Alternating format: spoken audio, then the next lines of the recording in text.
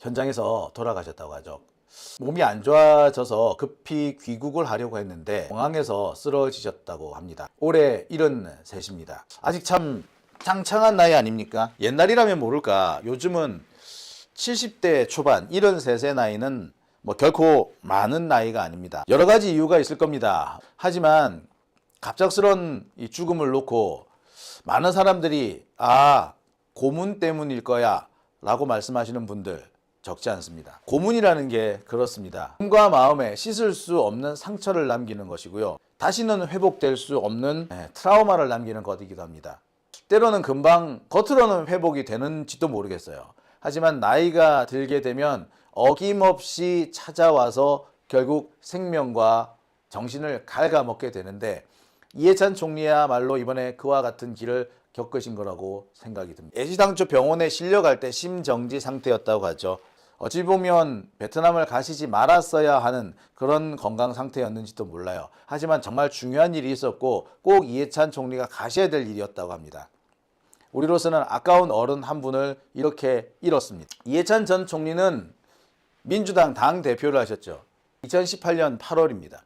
2020년까지. 그러니까 당시 문재인 대통령을 만들어낸 바로 그 공로가 있으신 분입니다. 우리 민주 진보 진영에서는 제갈량에 비교할 정도로 전 존경받기도 하고 또 이분이 있었기 때문에 우리 민주 진보 진영이 지금껏 잘 싸워왔다, 승리할 수 있었다라는 평가 받고 있습니다.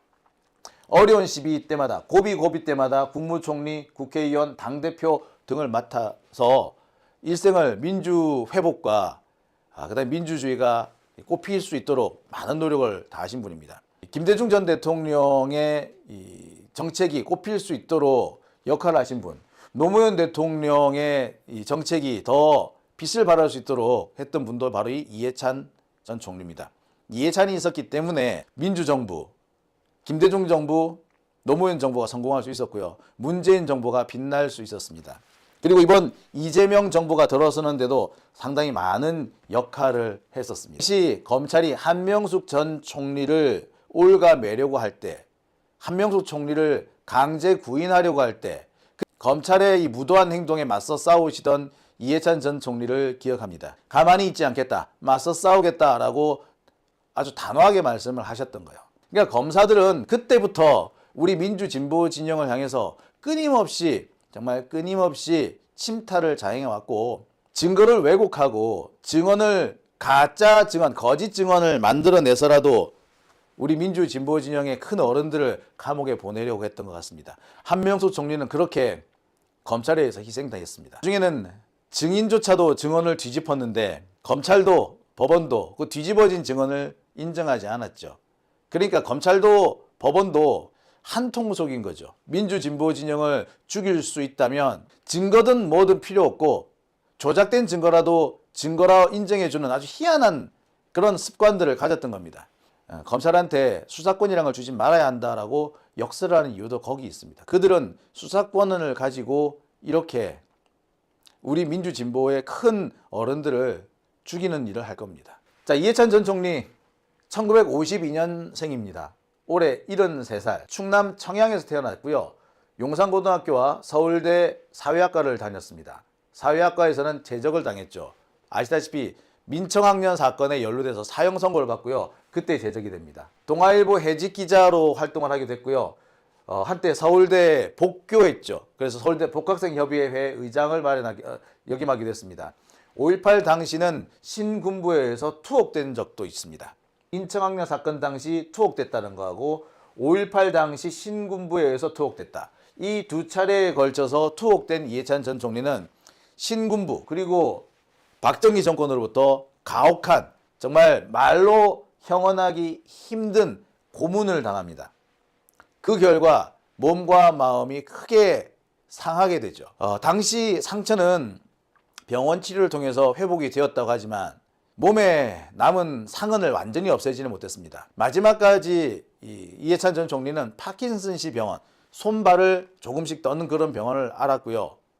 온몸의 신경통이라든지 타박상에 의한 통증, 원인 모를 통증에 시달리기도 했습니다. 아직 일할 수 있는 젊은 나이에 73살, 아직 팔팔하지 않습니까? 요새 90대까지 살지 않습니까?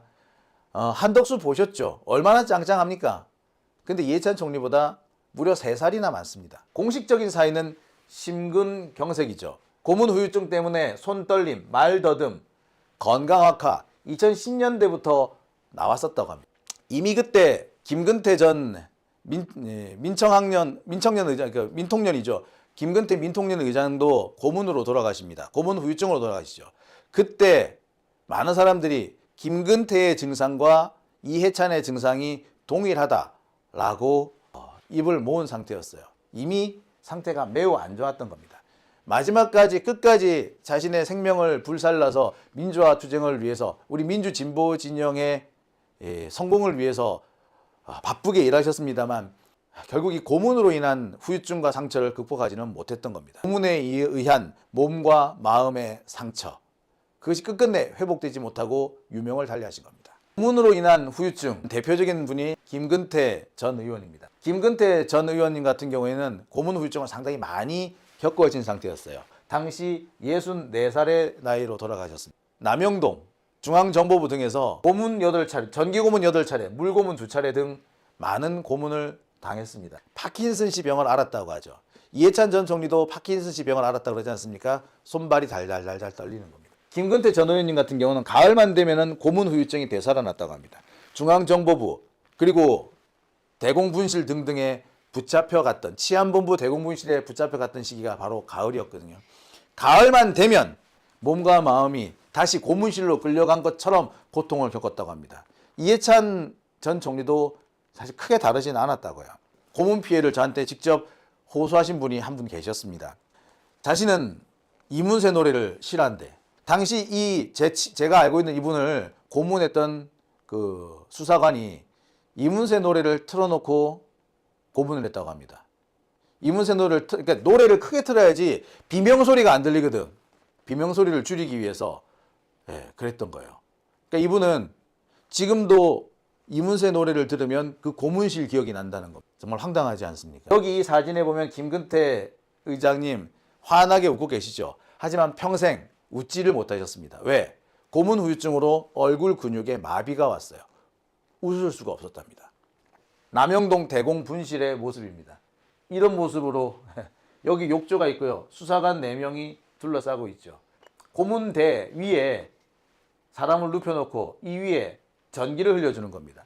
여기 위에 흰 수건은 물에 젖은 수건이에요. 전기가 잘 통하게 하기 위한 거죠. 옷을 다 벗기고 이렇게 해요.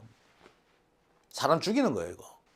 나중에는 박종철 열사를 죽이기도 하죠. 박종철이 죽기까지 그때까지 남영동 대공분실의 상황은 전 세계에 잘 알려지지 않았습니다. 고문으로 인한 후유증 여러 가지가 있지만 첫 번째가 파킨슨씨 병이에요. 신경을 상했기 때문에 특히 두뇌 이쪽 부분에 신경을 상했기 때문에 이게 손이 떨립니다. 말이 자꾸 더듬거려져요. 표정이 없어집니다. 신경을 손상을 받았기 때문에 얼굴 근육을 많이 움직일 수가 없어요. 우리가 표정을 짓는다는 것이 상당히 이게 복잡한 근육의 활동인데 그러기 위해서는 다양한 신경세포가 활발하게 움직여야 됩니다. 그런데 고문을 받고 난 후유증 때문에 신경세포가 잘 안 움직이는 거야. 그러니 표정을 잘 짓지를 못해요. 무표정. 김근태 전 의장이 그러셨죠. 이해찬 전 총리 항상 보면은 조금 찡그린 얼굴이었죠. 왜 그랬겠습니까? 고문 때문에 그런 겁니다. 고문 때문에 고통을 겪었던 사람 중에 대표적인 분들은 김대중 전 대통령도 있죠. 김대중 전 대통령은 5.18 당시 내란 음모 사건 때문에 억울한 누명을 쓰고 감옥에 가죠. 그리고 거의 돌아가실 뻔했죠. 그런데 그 무렵에 아버지가 김대중이라는 이유로 함께 끌려가서 고통을 받으신 분이 있습니다. 누구냐고요? 김홍일 의원. 김대중 전 대통령의 큰아들이죠. 이분 역시 파킨슨씨 병으로 투병하다가 사망합니다. 중앙정보부에 끌려가서 각종 고문, 구타, 목과 허리, 머리에 마지막까지 낫지 않는 상처가 남았습니다. 그래서 마침내는 장애가 발생했죠. 김홍일 의원은 오랫동안 목발에 의지해서 다녀야 했습니다. 그리고 나중에 휠체어에 일어나지를 못하셨죠. 평생 그렇게 장애를 안고 살아야 했습니다. 그리고 마침내 바로 이 파킨슨씨 병 때문에 사망합니다. 고문이라는 게 우리 주변에서 오랫동안 남아서 우리 민주진보진영을 함께 키워나가셔야 할 숱한 거목들을 쓰러지게 만든 겁니다. 상황이 이러할진데 오늘 조선일보가 아주 더러운 짓을 하나 했습니다. 1998년 김대중 정부 초대 교육부 장관을 지냈고 2004년 52세 노무현 정부에서 국무총리가 됐다. 교육부 장관 재임 시절 고교 평준화, 학력고사 폐지 등 교육개혁을 추진했는데 부작용을 지적받았고 당시 학교를 다닌 학생들을 일컫는 이해찬 세대라는 용어도 생겼다. 자, 아주 희한한, 아주 더러운 말을 썼죠. 자, 이해찬 세대, 수능과 고교 평준화, 이게 뭐 잘못됐나요? 고교 평준화 잘못된 겁니까? 수능 시험 잘못됐나요? 이게 왜 부작용이 됩니까? 고교 평준화와 학력고사 폐지 때문에 가장 손해를 많이 본 게 학원 재벌이에요. 대성학원이니 종로학원, 얘네들이 사라지게 된 이유에 이해찬 총리의 교육개혁 때문입니다. 당시에 가장 활발하게 진행됐던 것이 바로 논술이에요.